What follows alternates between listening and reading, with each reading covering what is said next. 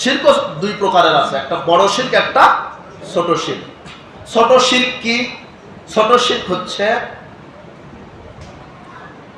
আল্লাহর নাম ছাড়া অন্য কারো নামে শপথ করা, যেমন বলে মায়ের কসম, বাবার কসম, বলে না? এটা কি? শিরক। আল্লাহ ছাড়া অন্যের নামে কসম করা কি? শিরক। একমাত্র কার নামে কসম? আল্লাহর কসম করে বলছে এই কথা কি সত্য, এইভাবে কসম করতে হবে। এরপর অশুভ ফল গ্রহণ করা ছোট শিরক। অশুভ ফল মানে বুঝেন? ওই যে বলছে যে পিছন থেকে ডাকলে যাত্রা শুভ হয় না। সকালে উঠেই খালি কলসি দেখেছে, আমার মনে হয় যে ভাগ্যে খালি আছে, তাই না? এগুলি আকীদার লোক নাই?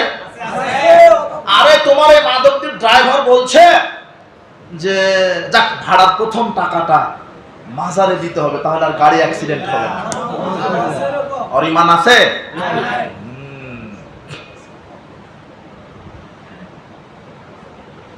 তারপরে আপনার স্ত্রী, আপনি যমজ কলা খাচ্ছেন, যমজ কলা বুঝেন? হ্যাঁ, তখন আপনার স্ত্রী বলছে এই তুমি খাচ্ছ কেন? ওর দাদাকে দাও। মানে ওর দাদার আর কি সব বাচ্চা হওয়ার কি নাই, আপনি খালে কয়টা হবে? তীরের গোমত খায়া বাচ্চা হচ্ছে না, দুটা কলার কি পাওয়ার, একটা নয় তাও কয়টা বাহির করবে? কি আকীদা আপনার স্ত্রী, আপনার এই যত শিরকের ফ্যাক্টরি এই বুড়িদের কাছে আছে। এই দিনে বিবাহ দিলে অকল্যাণ হবে, এই চাঁদে বিবাহ দিলে অকল্যাণ হবে, কি বারে নাকি বাঁশ কাটা যায় না, এদিকে আছে নাকি? হ্যাঁ, অমুক দিনে বাঁশ কাটা যায় না, অমুক দিনে এই করা যায় না, অমুক এই রাত্রে বিবাহ দেওয়া যায় না, এই দিনে বিবাহ দেওয়া অকল্যাণ। এই যে কত এই যে জাহেলি কুসংস্কার আছে, এগুলি হচ্ছে শিরক। এগুলি কি? শিরক। আগে ঈমানকে ঠিক রাখতে হবে। তো অশুভ ধারণা করা, অশুভ ফল গ্রহণ করা, এই যে রাত্রে ঘর ঝাড়ু দেওয়া যায় না, রাত্রে গাছ থেকে ফল পাড়া যায় না, পাতা পাড়া যায় না।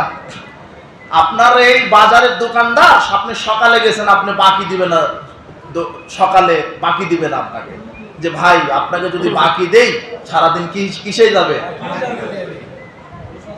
ও এত নাফরমান, মনে করেন বাকি একদিন আপনাকে দিয়েই দিয়েছে, আপনি এমন এক আত্মীয় হন আপনাকে বলতে পারেনি। মনে করেন শ্বশুর গেছে তার জামাইয়ের দোকানে, তো শ্বশুর গিয়ে বলছে জামাই এটা দাও তো, টাকা এখন আনেনি, পরে দিব, কিন্তু তো শ্বশুর তার বলতে পারবে না।